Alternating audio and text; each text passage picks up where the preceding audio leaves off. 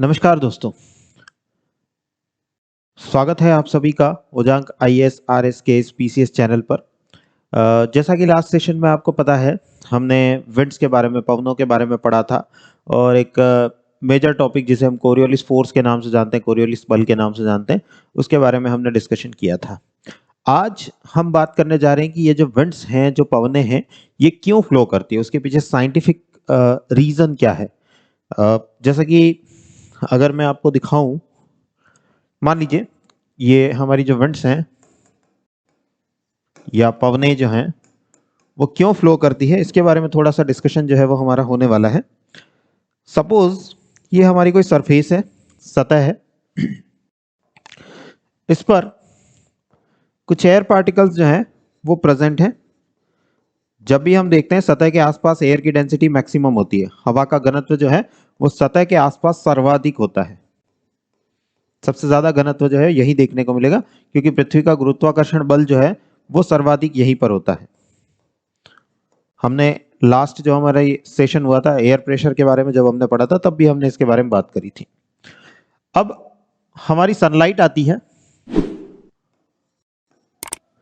सूर्य की किरणें जो हैं वो आती हैं, सनलाइट आती है और वो पर्टिकुलर किसी जगह को गर्म करती है। सपोज किसी जगह पर सपोज मान लेते हैं ये सनलाइट जो है वो कुछ इस तरीके से आ रही है, तो क्योंकि अगर मैं इस रीजन को देखूं तो यहां पर ये डायरेक्टली परपेंडिकुलर गिर रही है। डायरेक्टली परपेंडिकुलर का मतलब होता है ये बिल्कुल ऐसे सीधी सीधी आकर के गिर रही है, 90 डिग्री आकर के गिर रही है। जैसा कि जनरली हम देखते हैं, ये मान लीजिए मॉर्निंग का टाइम हो सकता है, सुबह का समय हो सकता है, जब सूर्य की किरणें तिरछी आती है, सूरज जो है वो पूर्व से उग रहा है, इसका राइज जो है वो इधर ईस्ट से हो रहा है, धीरे धीरे धीरे धीरे सन जो है वो मिड में आता है, दिन का समय है ये, और फिर धीरे धीरे धीरे धीरे सनसेट होने की तरफ है, सूर्यास्त होने की तरफ है, तो सनलाइट जो है वो फिर से ऐसे स्लांटेड हो जाती है, तिरछी हो जाती है। इधर भी तिरछी है, इधर भी तिरछी है। यही कारण है कि सुबह हमें गर्मी कम लगती है, शाम को कम लगती है, दिन में ज्यादा लगती है। दिन में ज्यादा लगने का कारण यह है कि सूर्य की किरणें बिल्कुल सीधे इस तरीके से आती है। अगर मैं एक छोटा डायग्राम बनाऊं तो सरफेस पर कुछ इस तरीके से 90 डिग्री के एंगल पर आकर के गिर रही है, 90 डिग्री के कोण पर आकर के गिर रही है। दैट इज वाई हम कहते हैं कि इसी के लिए हम वर्ड यूज करते हैं लंबवत, हिंदी में कहते हैं लंबवत, या इंग्लिश में कहते हैं डायरेक्टली परपेंडिकुलर। लंबवत या डायरेक्टली परपेंडिकुलर जो है वो सनलाइट आकर के गिर रही है, इस सरफेस पर आकर के गिर रही है, इस सरफेस पर आकर के गिर रही है। तो ये सारे जो पार्टिकल्स हैं, एयर पार्टिकल्स हैं, हवा के जो कण हैं, ये सारे एयर पार्टिकल्स जो हैं वो गर्म होंगे, इनका टेम्परेचर जो है वो बढ़ेगा। बेसिकली हमारी सरफेस गर्म होगी। आप इसको कुछ इस तरीके से समझ सकते हो, घर की छत जो होती है, छत में जिस जगह पर धूप आकर के गिरती है उस जगह पर आप नंगे पांव अगर चलोगे तो वो पर्टिकुलर एरिया जो है वो गर्म मिलेगा। और घर की छत पर कोई एरिया जहां पर छाया है, धूप आई ही नहीं है, वहां पर अगर आप पैर रखोगे तो आपको ठंडा मिलेगा। बस वैसे ही मामला जो है यहाँ पर है कि यहाँ पर सन रेज जो है, सूर्य की किरणें जो है वो सीधी सीधी आकर के गिरी है। यहाँ का टेम्परेचर बढ़ा है, सरफेस का टेम्परेचर बढ़ा है, सतह का तापमान बढ़ा है। सतह के तापमान बढ़ने की वजह से एयर पार्टिकल्स जो हैं, वायु के कण जो हैं वो गर्म होते हैं। ये हीट जो कि इनको सरफेस से एयर पार्टिकल्स को ट्रांसफर की गई है, इसके लिए जो टर्म हम यूज करते हैं या एयर फ्लो का, हीट ट्रांसफर का जो मेथड हम इसे कहते हैं, that is known as conduction, या हिंदी में से हम कहते हैं चालन। ऊष्मा के स्थानांतरित होने की, हीट के ट्रांसफर होने के तीन मेथड्स जो हैं वो हम देखते हैं। अगर आप कहेंगे तो उन पर भी हम कभी चर्चा कर लेंगे। तो conduction, convection and radiation, Hindi में कहूं तो चालन, संवहन और विकिरण, इन तीन तरीकों से हीट जो है वो ट्रांसफर होती रहती है, ऊष्मा जो है वो एक जगह से दूसरी जगह स्थानांतरित होती रहती है। तो यहां पर कंडक्शन की हेल्प से सरफेस ने अपनी जो हीट है उसको एयर पार्टिकल्स को ट्रांसफर कर दिया। वायु के जो कण थे, जिनको कि मैंने यहाँ रेड कलर में दिखाया है, उनका टेम्परेचर बढ़ गया, इसलिए मैं इनका कलर जो है वो रेड यूज कर रहा हूं। बाकी एयर पार्टिकल्स सारे व्हाइट में दिखाया है मैंने आपको। यहाँ के पार्टिकल्स गर्म हो गए हैं, दैट इज वाई यहाँ के पार्टिकल्स जो है उनका टेम्परेचर बढ़ गया है, इसीलिए मैंने इनको रेड कलर से दिखाया। अब अगर इनका टेम्परेचर बढ़ता है तो टेम्परेचर बढ़ने के साथ में, तापमान बढ़ने के साथ में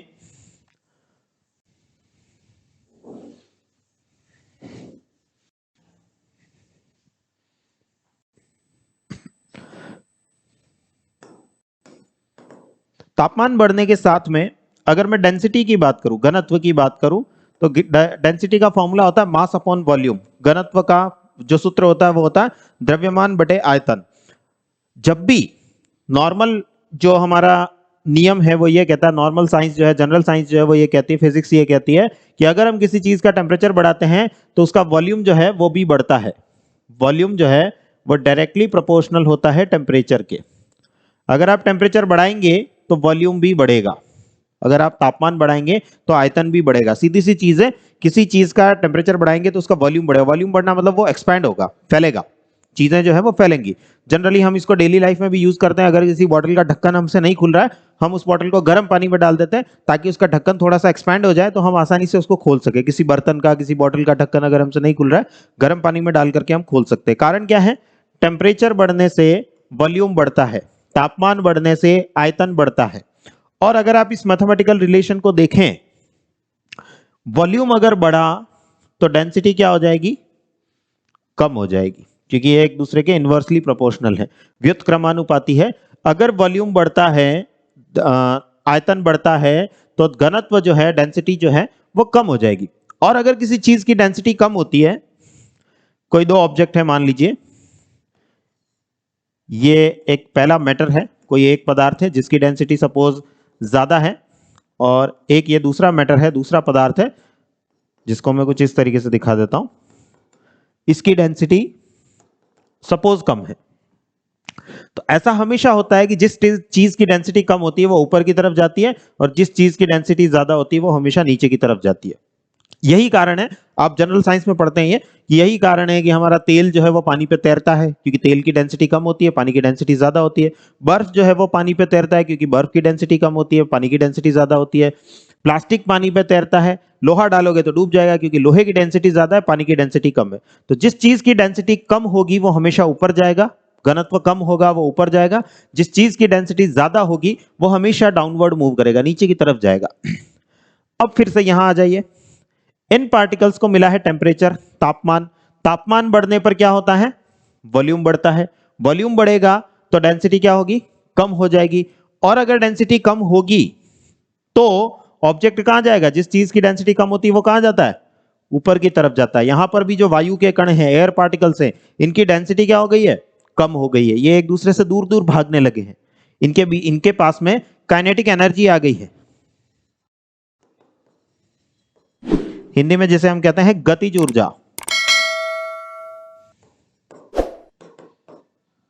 काइनेटिक एनर्जी, गतिज ऊर्जा आ गई है, जिसकी वजह से ये सारे पार्टिकल्स जो हैं वो अपवर्ड मूव करेंगे, ऊपर की तरफ गति करने लगेंगे। ये सारे पार्टिकल्स जो हैं वो ऊपर की तरफ गति करने लगेंगे, अपवर्ड मूवमेंट करने लगेंगे। क्यों? मैं एक बार फिर से बता देता हूं। यहां पर टेम्परेचर बढ़ा है, टेम्परेचर बढ़ने की वजह से वॉल्यूम बढ़ा है, वॉल्यूम बढ़ने की वजह से डेंसिटी घटी है, डेंसिटी घटने की वजह से वो मटेरियल जो है वो ऊपर की तरफ मूव कर रहा है। जिस चीज की डेंसिटी कम होती है वो ऊपर जाती है, जिस चीज की डेंसिटी ज्यादा होती है वो नीचे आती है।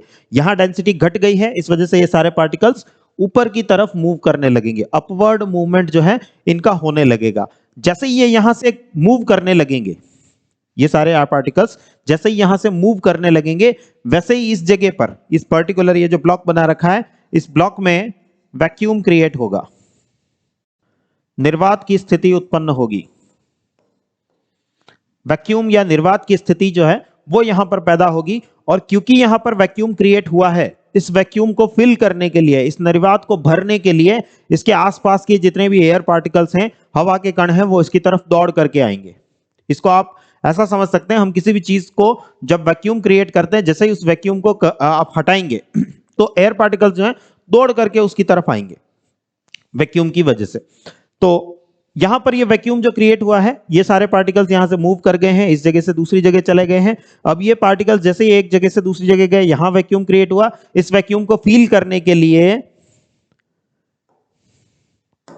ये सारे के सारे एयर पार्टिकल्स जो हैं वो दौड़ करके जाएंगे, इधर वाले भी, इधर वाले भी। मैं 2D में दिखा रहा हूं, लेकिन अगर आप 3D में देखेंगे तो इस जगह पर अगर वैक्यूम क्रिएट हुआ है, यहां से हवा जो है वो गर्म होकर के ऊपर उठी है, तो चारों तरफ से 360 डिग्री से हवा जो है वो इस वैक्यूम को फील करने के लिए आएगी। चारों तरफ से 360 डिग्री जो है इसका रोटेशन हमें देखने को मिलेगा। 360 डिग्री एयर राइज करेगी और इधर से इधर से इधर से इधर से इधर से इधर से इधर से सब तरफ से जो है हवा उस वैक्यूम को भरने के लिए जाएगी। ठीक है, तो यहां पर कुछ ऐसा वैक्यूम जो है वो क्रिएट हुआ है जिसको भरने के लिए विंड्स जो हैं, हवाएं जो हैं, पवनें जो हैं वो यहां पर आने लगी है। और अगर आप बीच में खड़े हैं, आप मान लीजिए यहां खड़े हैं, आप यहां खड़े हैं, आपको लगेगा बढ़िया बढ़िया हवा चल रही है, हम यहां गए वहां गए इस जगह पर घूमने गए, वहां तो इतनी शानदार हवा चल रही थी। वो इतनी शानदार हवा चलने का कारण ये होता है कि किसी जगह पर टेम्परेचर बढ़ा है, उस टेम्परेचर बढ़ने की वजह से वहां की एयर जो है वो राइज कर गई है, ऊपर की तरफ उठ गई है, और उस ऊपर की तरफ उठे हुए प्रेशर को भरने के लिए यहां जो वैक्यूम फिल क्रिएट हो गया है, इस वैक्यूम को फिल करने के लिए, भरने के लिए हवा जो है वो दौड़ करके जा रही है उस वैक्यूम को फिल करने के लिए, उस खाली स्थान को, उस रिक्त स्थान को भरने के लिए ये हवा जो है वो दौड़ करके जा रही है। आप सरफेस पर खड़े हो, ये सारा फिनोमेनन सरफेस पे हो रहा है, सतह पे हो रहा है, और आप भी सरफेस पर खड़े होते हो तो आपको लगता है कि अरे वाह कितनी अच्छी हवा चल रही है, हमको बहुत अच्छी हवा चलती हुई जो है वो दिख रही है। हवा चलने का कारण जो है वो ये है। अब आपके दिमाग में आ रहा होगा, अगर यहां वैक्यूम क्रिएट हो गया सर, तो ये हवा दौड़ करके इधर आ गई, ये हवा दौड़ करके इधर आ गई, अगर ये हवा यहां दौड़ करके आएगी तो क्या यहां वैक्यूम क्रिएट नहीं हो जाएगा? इधर के एयर पार्टिकल्स जो हैं, वायु के कण जो हैं वो दौड़ करके इस खाली जगह को भरने के लिए अगर आए हैं, तो क्या यहां पर खाली जगह नहीं हो जाएगी? फिर से बिल्कुल हो जाएगी। यहां पर जो खाली जगह होगी उसको भरने के लिए हवाएं जो हैं वो ऊपर से नीचे की तरफ आएंगी। इस जगह पर जो खाली स्थान बना है, इस जगह जो वैक्यूम बना है, उस जगह को फिल करने के लिए विंड्स जो है वो ऊपर से नीचे की तरफ आएंगी। इनको हम क्या कहते हैं? हमने लास्ट सेशन में पढ़ा था, इन्हें हम करंट्स कहते हैं, इन्हें हम विंड्स नहीं कहेंगे। इनके लिए जो हम वर्ड यूज करेंगे दैट इज करंट्स। हिंदी में इनको कहते हैं वायु धाराएं, करंट्स या वायु धाराएं। यहां पर जो ये अपवर्ड मूवमेंट हो रहा है, ये भी अपवर्ड करंट है, ऊपर की तरफ धारा जा रही है और ये डाउनवर्ड करंट है, नीचे की तरफ धारा जो है वो देखने को मिल रही है। विंड सिर्फ और सिर्फ इस मूवमेंट को कहेंगे, ये जो ब्लैक कलर से मैंने दिखा रखा है इसे हम विंड कहेंगे। This is known as wind, पवन। विंड या पवन जो है वो इसे कहेंगे। ये सारे एयर पार्टिकल्स जो है मूव करके जा रहे हैं, वायु के कण जो है वो मूव करके जा रहे हैं। अब देखिए, अगर यहां करंट क्रिएट हुआ है, करंट पैदा हुई है, वायु धारा उत्पन्न हुई है, जो कि यहां पर वैक्यूम को फिल कर रही है, तो इस जगह पर भी तो वैक्यूम क्रिएट हो जाएगा। फिर से इस जगह पर भी तो दिक्कत क्रिएट हो जाएगी। अगर इस जगह पर दिक्कत क्रिएट होती है तो खाली जगह जो यहां पर बनती है उसको फिल करने के लिए विंड्स जो है वो इधर से आएंगी। ये अपवर्ड मूवमेंट है, ये हमने कभी देखा नहीं। ये सरफेस से ऊपर हो रहा है, सतह से ऊपर हो रहा है, हमने इसको कभी देखा नहीं। ये जनरली बाद में जब हमने एरोप्लेन्स और ये सब दुनिया जो देखी सेकेंड वर्ल्ड वॉर के बाद में, जब एरोप्लेन और ये सब जब देखे गए, तब ऑब्जर्व किया गया कि विंड्स जो है वो ऊपर भी चलती है। जैसी विंड्स हमारी सरफेस पर चलती है, सतह पर चलती है, वैसी ही विंड्स जो है वो अपवर्ड डायरेक्शन में भी चलती है, ऊपर की दिशा में भी चलती है। सरफेस से लगभग 8 से 10 किलोमीटर ऊपर, सतह से लगभग 8 से 10 किलोमीटर ऊपर जो है, ये अलग अलग जगह पर अलग अलग हो सकती है। इसकी हाइट कम भी हो सकती है, ज्यादा भी हो सकती है। सारी केसेस जो है आगे बात करेंगे हम, बट मोटा मोटी इस स्थिति में हमें यह देखने को मिलती है। और फिर यहां जो वैक्यूम क्रिएट हुआ है, यहां जो वैक्यूम क्रिएट हुआ है उसको फिल करने के लिए विंड यहां से आ ही गई थी, हवाएं जो है यहां से आ ही गई थी, जो इनको कि हमने अपवर्ड करंट्स का नाम दिया था, जो कि यहां पर गर्म होने की वजह से क्रिएट हुई थी। यहां पर जो गर्मी हुई थी, यहां पर जो हीट हुई थी, उस हीट की वजह से ये एयर राइज करके गई थी, ये हवा ऊपर उठ करके गई थी, ऊपर उठ करके इस वैक्यूम को ये फिल कर देगी। तो ये कुछ इस तरीके से विंड्स का सर्कुलेशन जो है होता रहता है, जिसे हम जनरली कहते हैं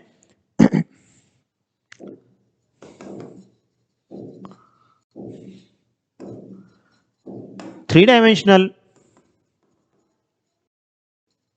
मूवमेंट ऑफ एयर, वायु का त्रिविमीय संचरण। लिख देता हूं मैं इधर,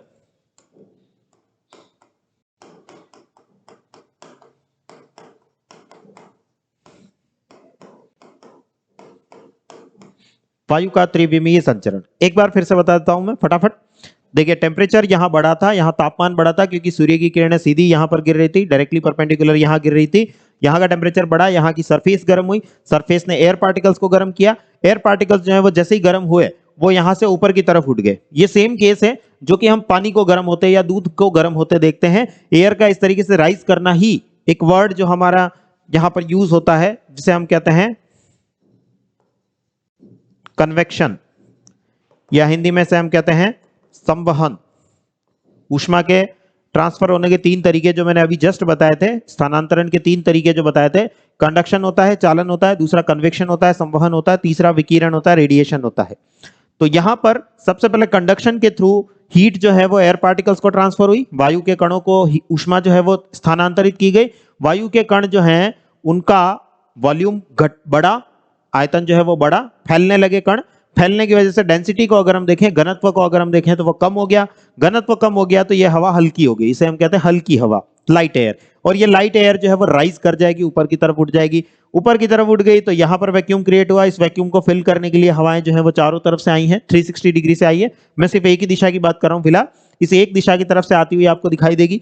इस एक दिशा से जब आ रही है तो यहां वैक्यूम क्रिएट होगा, इसको फिल करने के लिए वेंट्स जो है वो ऊपर से आएंगी, इसको हम डाउनवर्ड करंट कहेंगे, अधोमुखी धारा कहेंगे। नीचे की तरफ आ रही है ये, यहां का वैक्यूम तो भर गया लेकिन यहां वैक्यूम क्रिएट हो गया, इसको फिल करने के लिए वेंट्स जो है वो यहां से आएंगी, इस वैक्यूम को फिल करेंगी, यहां वैक्यूम क्रिएट होगा। अब उस वैक्यूम को फिल करने के लिए वेंट्स यहां से ऑलरेडी जा चुकी है। तो हीट की वजह से जो एनर्जी ट्रांसफर हुई थी, ऊष्मा की वजह से, उस सनलाइट की वजह से जो एनर्जी ट्रांसफर हुई थी सरफेस को, सरफेस ने एयर को ट्रांसफर करी और एयर ने उस एनर्जी से पूरा का पूरा एक सर्कुलेशन जो है वो पूरा कर लिया। वो सारी की सारी एनर्जी जो है वो यहां पर खर्च कर ली गई, यहां पर कंज्यूम कर ली गई। वो सारी की सारी एनर्जी, हम कहते हैं ना जनरली एनर्जी जो है उसको ना तो हम बना सकते हैं ना ही डिस्ट्रॉय कर सकते हैं। तो यहां पर वो एनर्जी जो है वो यहां पर इस काइनेटिक एनर्जी में काम आ गई, कंज्यूम हो गई। सारी की सारी ऊर्जा जो ऊष्मा के रूप में आई थी वो सारी ऊष्मा जो है वो यहां पर काम में ले ली गई है एयर पार्टिकल्स के द्वारा। और इससे बहुत सारे फिनोमिनन जो है वो हमको देखने को मिल रहे हैं, बहुत सारी घटनाएं यहां पर। जैसे ये वाला जो पर्टिकुलर पार्ट है इसे हम लो प्रेशर कहते हैं। अभी क्यों कहते हैं मैं बात कर रहा हूं इसके बारे में। इस वाले पर्टिकुलर पार्ट को हम हाई प्रेशर कहते हैं। हाई प्रेशर से लो प्रेशर की तरफ विंड्स चल गई। लो प्रेशर जो है उन्होंने क्लाउड्स को अट्रैक्ट कर लिया, वहां पर बारिश हो गई। हाई प्रेशर जो है उसने मौसम को साफ कर दिया। ऐसी बहुत सारी क्लाइमेटिक फिनोमिनन जो है वो हमको देखने को मिल रहे हैं। और उन सारे क्लाइमेटिक फिनोमिनन को, उन सारे जलवायविक घटनाओं को रेगुलेट कौन कर रहा है? एक ही कारण था जो था सनलाइट या सौर ऊर्जा। सूर्य का प्रकाश या सौर ऊर्जा जो है उसने ये सारा का सारा फिनोमिनन जो है वो क्रिएट किया। ये सारी की सारी गति जो है, ये सारा का सारा डायनेमिज्म जो है वो क्रिएट किया इस सनलाइट ने। अब इससे हमें क्या क्या चीजें देखने को मिल रही, क्या क्या क्लाइमेटिक फिनोमिनन जो है वो देखने को मिल रहे हैं। अभी यहां तक की बात जो है वो क्लियर होगी आपको कि हमने बात करी, एक पार्ट ऐसा था जहां पर एयर ने राइज किया, एक पार्ट ऐसा था जहां पर एयर ने सिंक किया, हवा ऊपर उठी है, हवा नीचे उतरी है, और कुछ इस तरीके से एक सर्कुलेशन जो है वो यहां पर क्रिएट हुआ है। हम सिर्फ एक ही पार्ट को देखते हैं जिसे कि हम विंड कहते हैं। हवा चल रही है अच्छी अच्छी, क्योंकि हम सिर्फ सरफेस पर रहते हैं इसलिए इसी चीज को फील करते हैं। ना तो हमने कभी इस चीज को फील किया है, ना ही इस चीज को फील किया है, ना ही कभी हमने ये फिनोमिनन देखा है। इनको हम फील जरूर कर सकते हैं क्योंकि एयर पार्टिकल दिखते तो है नहीं, तो पता नहीं चलेगा कि ऊपर से नीचे आ रहे हैं या नीचे से ऊपर जा रहे हैं, बट इनको हम फील कर सकते हैं। कैसे फील करेंगे उसकी बात मैं अभी थोड़ी देर में करूंगा। तो अब देखिए यहां पर इन सबको हमने कुछ नाम दिए हैं। हमने लास्ट क्लास में एयर कॉलम के बारे में पढ़ा था, एयर प्रेशर के बारे में पढ़ा था, हवा के दाब, वायु दाब के बारे में पढ़ा था हमने। उस वायु दाब में हमने देखा था कि अगर कोई सरफेस है, मैंने एक एग्जांपल लिया था कि एक टेबल है सपोज, उस टेबल के ऊपर अगर मैं एक बुक रखता हूं, दो बुक रखता हूं, तीन बुक रखता हूं, चार बुक रखता हूं, तो प्रेशर धीरे धीरे धीरे धीरे इस पॉइंट पर बढ़ता जाएगा। एक और बुक रख दी मैंने, प्रेशर और बढ़ जाएगा। एक बुक हटा ली मैंने, यहां पर प्रेशर कम हो जाएगा। सेम वैसे ही यहां पर हम एयर प्रेशर को जब मेजर करते हैं, वहां बुक्स हमको दिख रही है, यहां एयर दिख नहीं रही, बस फर्क इतना सा है। यहां पर जब हम एयर प्रेशर को मेजर करेंगे तो यहां पार्टिकल्स कहां जा रहे हैं, वायु के कण कहां जा रहे हैं, ऊपर की तरफ जा रहे हैं। अगर वो ऊपर की तरफ जाएंगे तो क्या वो प्रेशर डालेंगे? मैं मान लीजिए एक पानी का पाइप लेता हूं, पानी क्योंकि आपको दिखता है इसलिए मैं एग्जांपल ले रहा हूं। पानी का पाइप लेता हूं, पानी का पाइप जो है पानी ऊपर की तरफ जा रहा है, तो प्रेशर किधर डालेगा? वो ऊपर की तरफ डालेगा। अगर मैं नीचे मेजर करूं प्रेशर, तो प्रेशर मुझे क्या मिलेगा? कम मिलेगा। बाकी जितने भी जगह हैं, दूसरी जगह से कंपैरिजन करूं, अगर इस जगह पर कंपैरिजन करूं, यहां पर अगर प्रेशर कुछ भी है, यहां प्रेशर अगर P1 है तो यहां का प्रेशर जो है उसको मैं अगर P2 मान लेता हूं, तो P2 हमेशा क्या होगा? P1 से कम होगा। क्यों? क्योंकि यहां एयर राइज कर रही है, वायु के कण ऊपर जा रहे हैं। जब वो ऊपर जा रहे हैं तो नीचे प्रेशर कैसे डालेंगे? हम प्रेशर यहां मेजर कर रहे हैं, इस जगह पर सतह पर मेजर कर रहे हैं। अगर पार्टिकल्स ऊपर जा रहे हैं तो यहां पर प्रेशर क्या हो जाएगा? कम हो जाएगा। और यहां पर कम प्रेशर होने की वजह से ही हम इसे कहते हैं, ये वाला पार्ट, पर्टिकुलर पार्ट जो है वो क्या बन गया है? एक लो प्रेशर जोन बन गया है। हिंदी में हम इसे कहते हैं निम्न वायुदाब क्षेत्र। लो प्रेशर या निम्न वायुदाब जो है वो यहां पर क्रिएट हो गया है। सेम इसी का उल्टा अगर हम देखें, इस पॉइंट की अगर मैं बात करूं, यहां देखिए एयर जो है वो सिंक कर रही है, हवा जो है वो नीचे उतर रही है। अगर हवा नीचे उतरेगी तो वो क्या करेगी? ये सेम केस है पंखे जैसा। पंखा क्या करता है? हवा को नीचे की तरफ फेंकता है। जब पंखे की हवा नीचे की तरफ जाती है तो प्रेशर क्या हो जाएगा? नीचे सरफेस पर अगर हम प्रेशर मेजर करेंगे तो वो प्रेशर क्या हो जाएगा? बढ़ जाएगा। इसीलिए आपने देखा होगा ये प्रेशर बढ़ जाएगा। इसको हम कहते हैं हाई प्रेशर या उच्च दाब। आपने देखा होगा सोने चांदी के जो दुकानें होती है ना, सुनार की दुकानें जो होती है, वहां पर अगर आप सोना चांदी मेजर करवाने जाओगे तो वो एक उसकी जो कांटा जो होगा, उसका मेजर करने का जो इंस्ट्रूमेंट होगा, वो एक पूरे कांच में बंद होगा। उस कांच के अंदर वो सोने को चांदी को रख करके तोलेगा, या फिर पंखा बंद करके तोलेगा। क्यों? क्योंकि पंखे की हवा का जो प्रेशर है वो भी उसमें काउंट हो जाता है, क्योंकि उसकी सेंसिटिविटी बहुत ज्यादा है। वो छोटा छोटा मटेरियल को भी, छोटे छोटे से वेट को भी मेजर कर सकता है। उसकी कैपेसिटी है इतनी मेजर करने की। तो वो छोटी सी हवा की वजह से छोटा सा जो प्रेशर बढ़ रहा है उसको भी काउंट कर लेगा, और नुकसान आपका हो जाएगा, क्योंकि आप खाली उस हवा के प्रेशर का पैसा देके आ जाएंगे। सोने का पैसा, सोने का भाव जो है उस इतने से प्रेशर की वजह से ज्यादा आपको पेमेंट जो है वो ज्यादा करना पड़ जाएगा। इसलिए उसको एक कांच के कंटेनर में बंद करके या फिर पंखे को बंद करके फिर वो सुनार जो है वो मेजर करता है। तो यहां पर भी विंड जो है वो नीचे की तरफ उतर रही है। यहां पर सपोज ऐसा मान लीजिए एक पंखा चल रहा है, एक पंखा जो है वो चल रहा है इस तरीके से, यूं यूं यूं यूं घूम रहा है, और वो हवा को नीचे की तरफ फेंक रहा है। ये नीचे की तरफ फेंकने की वजह से यहां पर दाब क्या हो गया है? बढ़ गया है। इसी कंडीशन को हम कहते हैं उच्च वायु दाब, या इंग्लिश में कहते हैं हाई प्रेशर। और जनरली आपने बुक्स में देखा होगा, बुक्स में ऐसा पढ़ा होगा कि विंड जो है वो हाई प्रेशर से लो प्रेशर की तरफ चलती है, या हिंदी में कहूं तो पवन जो है वो उच्च वायुदाब से निम्न वायुदाब की ओर चलती है। वो कुछ ऐसे ही चलती है। देखिए ये एक हाई प्रेशर है, ये एक लो प्रेशर है, और हम जिस विंड को देख रहे हैं, हमने आज दिन तक जिस विंड को जाना है, जिस पवन को जाना है, जो हवा का फ्लो हमने सरफेस पर देखा है, वो देखिए इस हाई प्रेशर से लो प्रेशर की तरफ हो रहा है। बाकी किसी की भी बात नहीं कर रहा हूं मैं। जिस विंड की हम बात करते हैं, जिस विंड को फ्लो होते हुए हम देखते हैं, उसको अगर आप देखेंगे तो आप जान जाएंगे कि हाई प्रेशर से लो प्रेशर की तरफ विंड जो है वो फ्लो कर रही है। अब आप आसानी से बता सकते हैं, कोई बोले अगर मैं आपसे पूछूं कि हवा चल रही है, मान लीजिए इधर से इस तरफ चल रही है, मैं यहां खड़ा हूं, मेरे इस साइड से इस साइड जो है हवा चल रही है, तो मैं क्या कहूंगा? इस तरफ कहीं ना कहीं हाई प्रेशर होगा, इस तरफ कहीं ना कहीं लो प्रेशर होगा। लो प्रेशर पे विंड क्या कर गई होगी? एयर पार्टिकल्स क्या कर गए होंगे?